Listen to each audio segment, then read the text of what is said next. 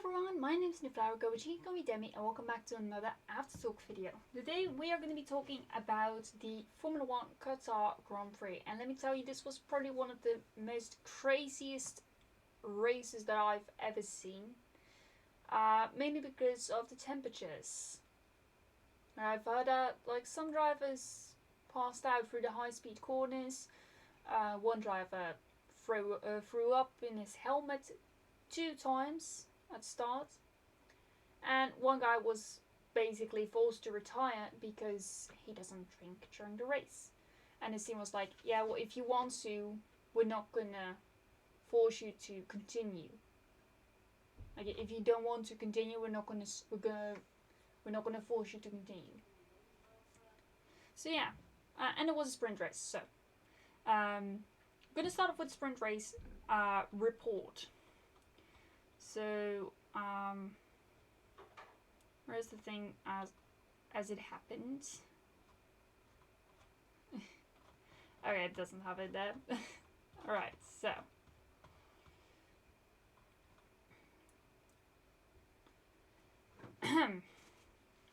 you know what, let's not do the report for the sprint race. Alright, let's not do the report for the sprint race. So, we had a couple of retirements. We had Lawson, we had Sargeant, we had Perez, Ocon, and Hulkenberg. And they all basically beached it. All of them beached it, except for Hulkenberg, who basically, he was involved in something, but he retired via pit lane. Because there's too much damage. Quick reminder, top 8 get points. And yeah, basically, during this race, it was crazy. An amazing front row was colored orange, and you would think like, Max would be on pole. Nope. Nope. Was not Max on pole. It was a McLaren. And then you would think, like, it was Norris who was on pole position. Nope. Oscar Piastri got his first pole position for the sprint race. Yeah. Insane. I know.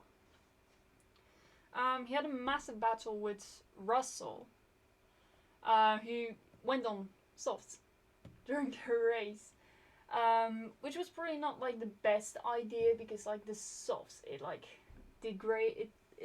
The softs were not the best idea. They were good for the start, but not for the majority of the race. And like Piastri, Verstappen, Norris, they all got like mediums, and like that was alright. Sorry, I'm really annoyed by my hair because like I've got one bit like sticking out. There we go, fixed. So yeah, like a couple of guys were on softs, like Russell, and they paid the price. So yeah, basically the top 8 will go from 8th to 1st. In 8th, we have Alonso, then Albon, then Sainz, Hamilton, Russell, Norris, Verstappen, Piastri. Yes, Oscar Piastri won a sprint race. Now, I want you guys to comment down below what you guys think will be the next Grand Prix that they race at. So I'm gonna go and say like, so up first we have United States, then Mexico, Brazil, Vegas, and Abu Dhabi. So out of those 5 races, which one do you think Oscar might win? Like you can also say like he's gonna win next year. And then like also say what race. Yeah. I say personally that he's gonna win next year. Just because, or maybe like in like 2025, 26, perhaps, when they have all like the Audi. When they get new engines? Because right now they have Mercedes. I mean they're good, but like I think they might go with Audi next, like with as engine supplier. I know that Red Bull's gonna go with Ford. Ford did have a run in F1, but they weren't as good. Side note, probably this overshadowed Piastri's victory. With Perez retiring from the sprint race, made it that Max Verstappen just had to finish. Didn't matter where, and like he would be champion. Well, P2, 7 points, champion. Max Verstappen, triple world champion. There are a couple of other drivers who have won their title on a Saturday, including his dad-in-law, Nelson Piquet. He's got two championship titles, one on a Saturday, because like back then there was like some races driven on a Saturday. Don't know why. Like, then again, I've only started watching it fully since 2020. Sorry. So yeah.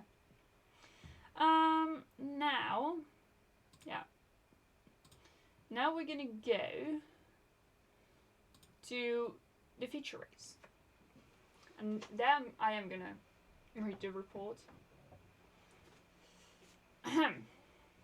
So I'm gonna go to As It Happens.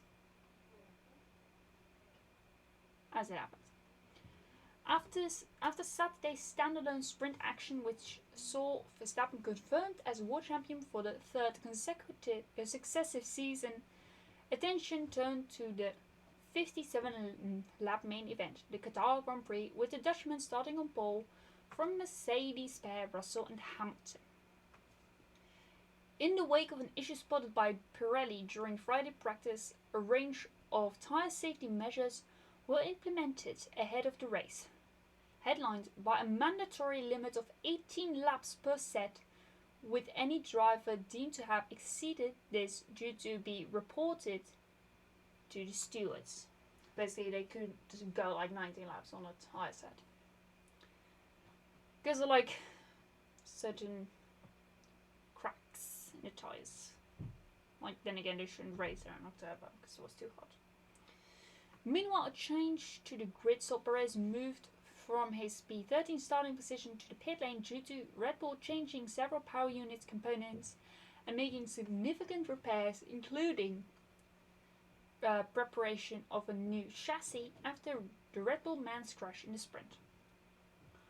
More drama came just under an hour before lights out when Ferrari confirmed that Sainz would not be taking part in the race due to a fuel system issue developing in his car, meaning the Scuderia would only be represented by Leclerc. Basically, they had a fuel leak. Carlos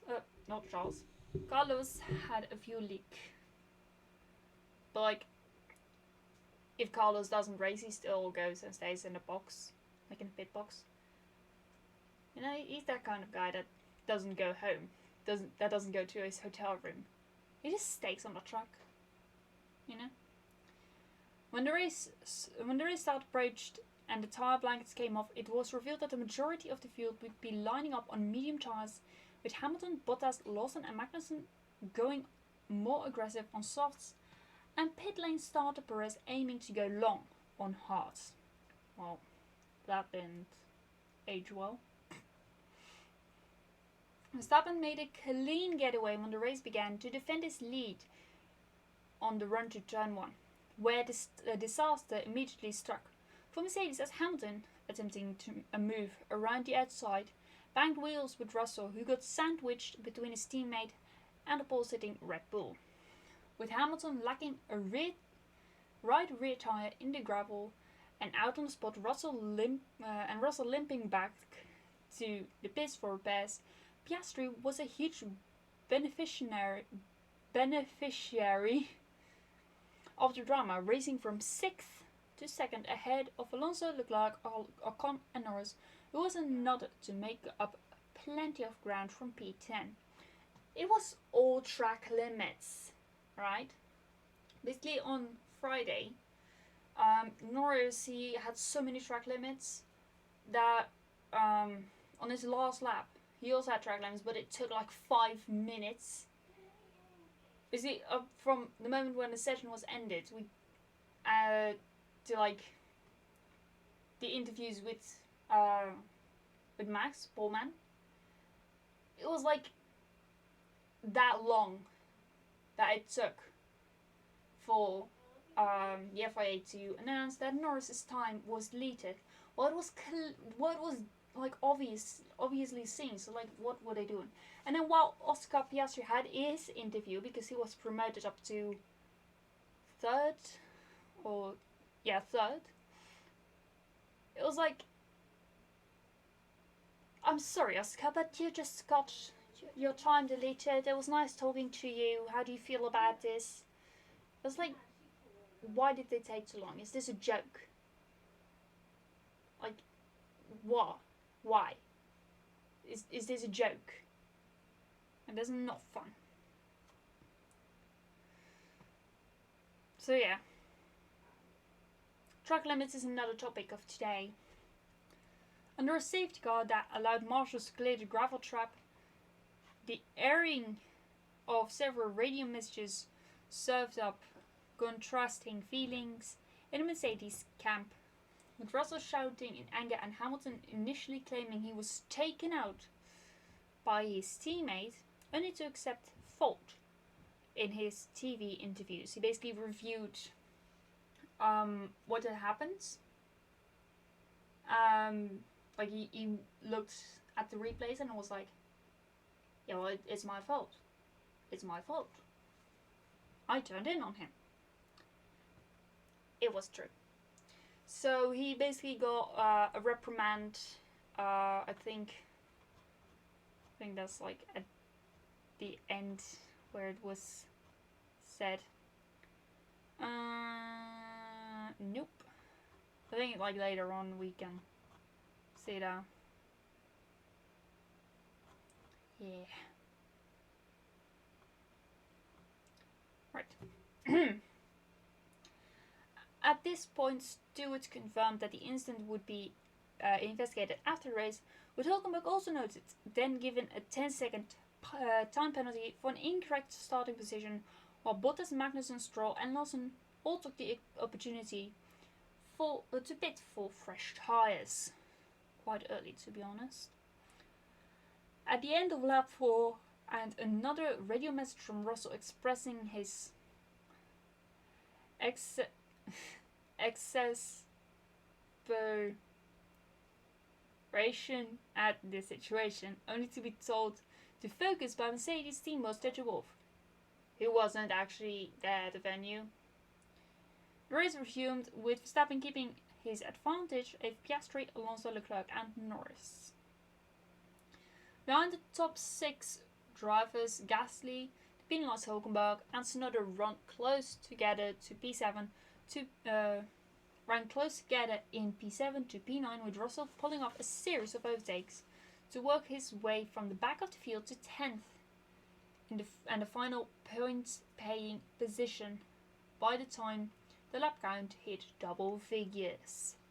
By lap 11, Ocon was the first of the front-running group to pit for fresh rubber, followed swiftly by Alonso, Piastri and Leclerc, with at least 3 stops expected per driver over the course of the race, due to the safety measures implemented by Pirelli and the FIA. Pirelli will also stay until 2027. Or something like that. Amid an ongoing flurry of tyre changes, Verstappen stretched out his first stint and lit up the timesheets to build a comfortable advantage over at the head of the field, eventually stopping at the end of lap 17 for more of the favoured mediums, along with teammate Perez, to leave only Albon and Joe as those yet to pit. Verstappen rejoined the track just behind Albon, giving his former teammate a brief run in the lead. But the Williams man and Joe's Alfa Romeo came a tour later and ensured that every driver had visited the pits at least once by their lap 20 mark. After those stops, Verstappen held P1 from Piastri, Bottas, Alonso and Stroll, with Norris clearing Leclerc down the start-finish straight. for 6th position, and Russell who had run as high as 2nd before his late stop, returning to the points at the expense of Magnussen. Russell was soon in the wars again as he got up close and personal with Gasly and complained on the radio that the Alpine driver pushed me straight off during an initial overtaking attempt, but his second effort proved successfully and his recovery continued. Russell always goes on like, he pushed me off. Like every time when there's been something like that, my mum like always goes like, when his board radio comes up, it's like the notification of like his board radio popping up, and my mum is always just like, because like we know that he's gonna say it, like he's turning into an actual Mercedes driver. Yeah, always forcing and for getting the FIA to penalise the wrong guy, but there was like nothing wrong with it. By lap 25, Verstappen led almost 10 seconds from Piastri, who then triggered another round of pit stops as he pitted for more fresh rubber, with Alonso following him in, asking Aston Martin to throw some water into the cockpit to cool a burning seat. His seat was on fire, figuratively speaking, not literally. As more pit stops came thick and fast, news landed that Perez had been given a 5-second time penalty for exceeding track limits, something many others were at risk of, with drivers throughout the field ranking up warnings from race control. Let's have a managed increase in pace at this point, was the message to Verstappen on lap 31, with his advantage over current second place man Russell standing at 22 seconds. An array of tyre strategies playing out and keeping the timesheets rolling on a lap-by-lap basis. I love how all of these little bits are like all like one sentence, and I say that right now, and I see one with 2 sentences. After his seat complaints, Alonso's race took another turn for the worse, where he ran through the gravel at turn 2 and was then noted by the stewards for rejoining the track in an unsafe manner, having jumped back onto the tarmac alongside Leclerc, who almost rear-ended him. The stewards later gave the Spaniard a reprimand. It was nice that they don't straight go to penalties. Nice to see that. Here we go. Here's the guy that I told you guys about that was like that was forced to retire, but his team was like, if you don't want to retire, you can continue. Like, we just want the best for you. Elsewhere, Sargeant reported that he was feeling unwell in the cockpit, with Williams' team boss James Fowles giving him the option to retire from proceedings. But the American rookie vowed to plow on and attempt to reach the checkered flag.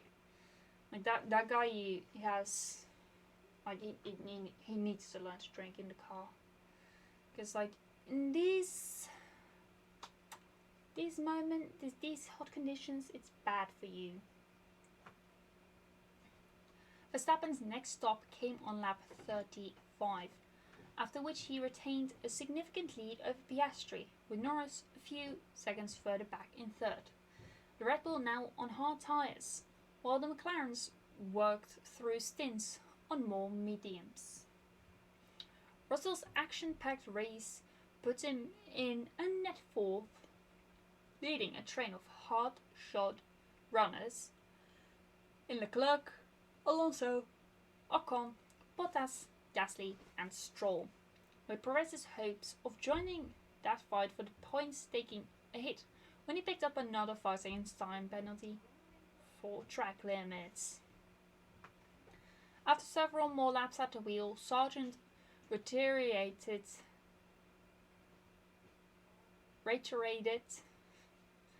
his discomfort in the hot conditions, prompting his race engineer to comment that there is no shame in retiring. I need to stop, came the response. And the youngster dully pulled out of the race. Basically, it was that or he was gonna pass out. I think he made the best choice, and the team was like, you know what, if you don't want to, feel free. Like, you have a choice. Like, they knew, like, that they, they knew what kind of conditions there were. Piastri made what looked set to be his final stop on lap 44, with Norris coming in 1 turn later, both McLarens switching to hard tyres, and a subsequent message from the pit wall asking the two drivers to hold position to the finish. Yeah. After final stop for mediums on lap 52, Verstappen calmly saw out the remainder of the race and ultimately crossed the finish line just under 5 seconds clear of Piastri, with Norris following 1 second further back to give McLaren successive double podiums. Russell completed a closing stint on soft tyres to hold 4th over Leclerc, followed by Alonso, Ocon, Alfa Romeo's of Bottas and Zhou, and Perez, who was given a third 5-second time penalty for exceeding track limits after the checkered flag. Stroll, Gasly and Albon also picked up multiple penalties over track limits as they ended in positions P11 to P13, with the Haas and AlphaTauri machines of Magnussen, Tsunoda, Hulkenberg and Lawson bringing up the rear. After joining Hamilton on the list of retirements, the unwell Sargeant was given a once-over by medics, while Sainz went down as a non-starter due to the aforementioned fuel system issue on his car, his Ferrari. So yeah. So like Perez didn't even get into the points. Also, McLaren got the record for the fastest pit stops. I think McLaren has it.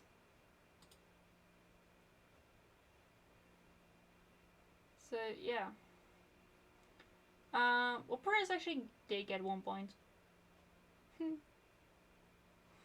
Right. Let's go to the latest. Let's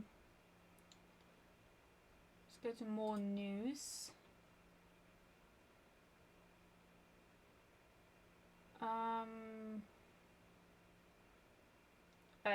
That crash with Hamilton and Russell was like Hamilton Rosberg intensified. You know. Yeah, they have a new, McLaren has a new record. So like the previous record was 1.82 seconds set by Red Bull and Max Verstappen during the 2019 Brazilian Grand Prix, despite the size of cars and tyres having increased since then under the latest F1 rule set. I'm going to turn off my sounds. There we go. And I'll tell you what it actually is. What the actual time is. 1.80. So like 0.02 seconds faster than Red Bull. That's mega. Also, McLaren has reached a milestone with 500 podiums. They actually right now have 501 because it was a double podium. So yeah, how insane is that? Am I right? How insane? How insane that they basically hit a milestone, broke a record, and both the drivers had one hell of a race where they were just like so good, you know. I don't think I've seen McLaren be this good since since Monza 2021. But then again, that was kind of helped with the crash of Hamilton Verstappen. Anyway, next weekends, or upcoming weekends, we have the Mandalika Grand Prix. I will also be going to the Efteling, so the Aftertalk might be a bit late. I'm gonna try and record it on like the day that the race was, because like they're in like Indonesia, and that's early for us. So I'm gonna try and record it in the afternoon, and then I'll make sure that the video is there for you guys. But anyway, I hope you guys enjoyed it. If you did, then please hit the like button, and also consider subscribing if you don't want to miss any more of these videos. But that's it from me for now, and I shall see you guys in another video. Bye!